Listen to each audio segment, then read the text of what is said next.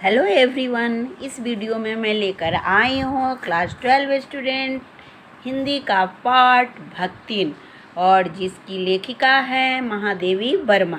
तो आइए, मैं लेसन पढ़ाने के पहले लेखिका का बारे में बताने जा रही हूँ, आप ध्यान से सुनेंगे। तो महादेवी वर्मा का जन्म सन 1907 फारुखाबाद, जो उत्तर प्रदेश में है, में हुआ था। और इनकी जो प्रमुख रचनाएं हैं, दीपशिखा यामा, यह है काव्य संग्रह, श्रृंखला की कड़िया, आपदा, संकल्पिता, भारतीय संस्कृति के स्वर, ये निबंध संग्रह है। और अतीत के चलचित्र, स्मृति की रेखाएं, पथ के साथी, मेरा परिवार, ये क्या है? संस्मरण या रेखा चित्र। अब देखिए, प्रमुख इनको पुरस्कार तो ज्ञानपीठ पुरस्कार किसमें मिला था? यामा में मिला था। और 1983 ईस्वी में उत्तर प्रदेश हिंदी संस्थान का भारत भारती पुरस्कार पद्म भूषण 1956 ईस्वी में। और इनका निधन सन 1987 में इलाहाबाद में हुआ था। आइए, इस पाठ का मैं सार संक्षेप बताने जा रही हूँ। तो भक्तिन महादेवी जी का प्रसिद्ध संस्मरणात्मक रेखा चित्र है, जो स्मृति की रेखाएं में संकलित है। इसमें महादेवी जी ने अपनी सेविका भक्तिन के अतीत और वर्तमान का परिचय देते हुए उसके व्यक्तित्व का बहुत दिलचस्प खाका खींचा है। महादेवी के घर में काम शुरू करने से पहले उसने कैसे एक संघर्षशील, स्वाभिमानी और कर्मठ जीवन जिया, कैसे पितृसत्रात्मक मान्यताओं और छल छद्म भरे समाज में अपने और अपनी बेटियों की हक की लड़ाई लड़ती रही, और उसमें हार कर कैसे जिंदगी की राह पूरी तरह बदल लेने का निर्णय तक पहुंची। इसका अत्यंत संवेदनशील चित्रण इस पाठ में हुआ है। इसके साथ भक्तिन महादेवी जी के जीवन में आकर छा जाने वाली एक ऐसी परिस्थिति के रूप में दिखलाई पड़ती है, जिसके कारण लेखिका के व्यक्तित्व के कई अनछुए प्रच्छन्न आयाम उद्घाटित होते चलते हैं। इसी कारण अपने व्यक्तित्व का जरूरी अंश मानकर वे भक्तिन को खोना नहीं चाहती। सम्राज्ञतः इस पाठ को परिस्थितिवश अक्खड़ बनी, पर महादेवी के प्रति अनमोल आत्मीयता से भरी भक्तिन के बहाने स्त्री अस्मिता का संघर्षपूर्ण आवाज के रूप में भी पढ़ा जाना चाहिए। एक क्या है ये सार संक्षेप है कि इनके लिखने का क्या उद्देश्य था। भक्तिन, और भक्तिन कौन थी? तो महादेवी वर्मा की सेविका थी, काम करने वाली थी। आइए, मैं यहाँ पाठ स्टार्ट करने जा रही हूँ।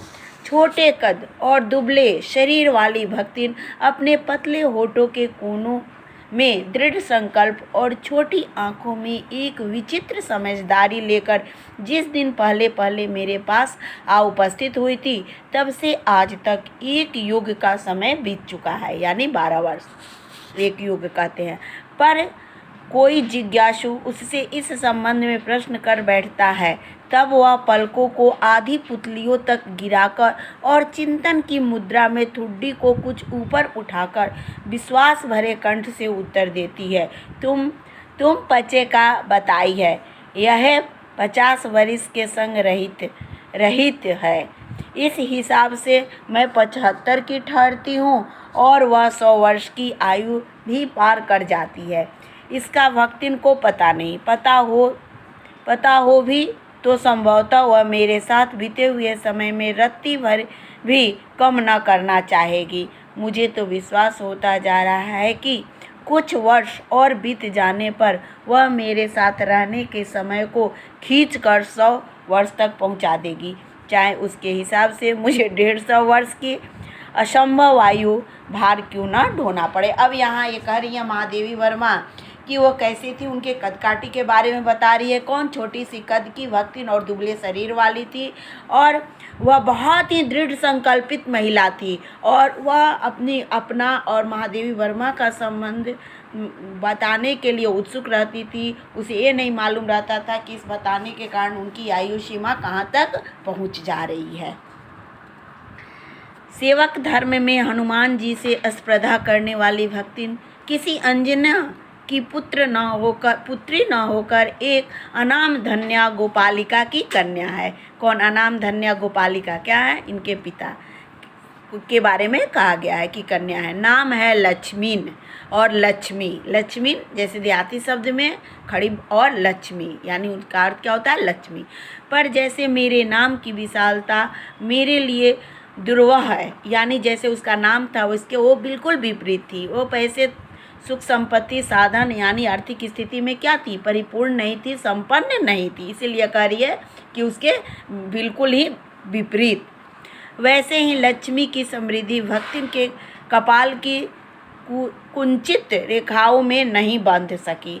वैसे तो जीवन में प्रायः सभी को अपने अपने नाम का विरोधाभास लेकर जीना पड़ता है। यहाँ किसको, भक्तिन को, यानी उसका नाम क्या था, पिता का नाम रखा हुआ लक्ष्मीन था और वह उसके बहुत ही आर्थिक तंगी रही। इसीलिए यहाँ क्या है, नाम के विरोधाभास लेकर जी। कौन, भक्तिन।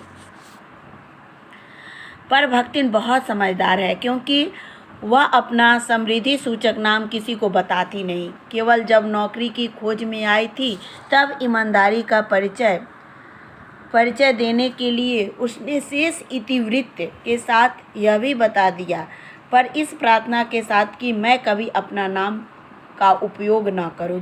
यानी जब वह महादेवी वर्मा के पास गई तो कही कि ये नाम आप मेरे लिए उपयोग मत कीजिएगा, इतिवृत्त मिस खत्म करने के साथ कभी भी उपयोग ना करूं। उपनाम रखने की प्रतिभा होती तो मैं सबसे पहले उसका प्रयोग अपने ऊपर करती। इस तथ्य को वह देहातिन क्या जाने। इसी से जब मैंने कंठी माला देखकर उसका नया नामांकन किया तब भक्तिन जैसे कवित्वहीन नाम को पाकर भी वह गदगद हो गई। यानी वह अपने नाम को छुपाना चाहती थी और महादेवी वर्मा से बताई, लेकिन वह कही कि आप इस नाम का उपयोग यानी इस नाम को लेकर नहीं पुकारिएगा। तब महादेवी वर्मा ने उसके वेशभूषा को देखकर क्या किया, उसका नाम भक्तिन रख दिया। That's all. यहाँ मैं पार्ट 1 खत्म करती हूँ, फिर नेक्स्ट वीडियो में लेकर आती हूँ।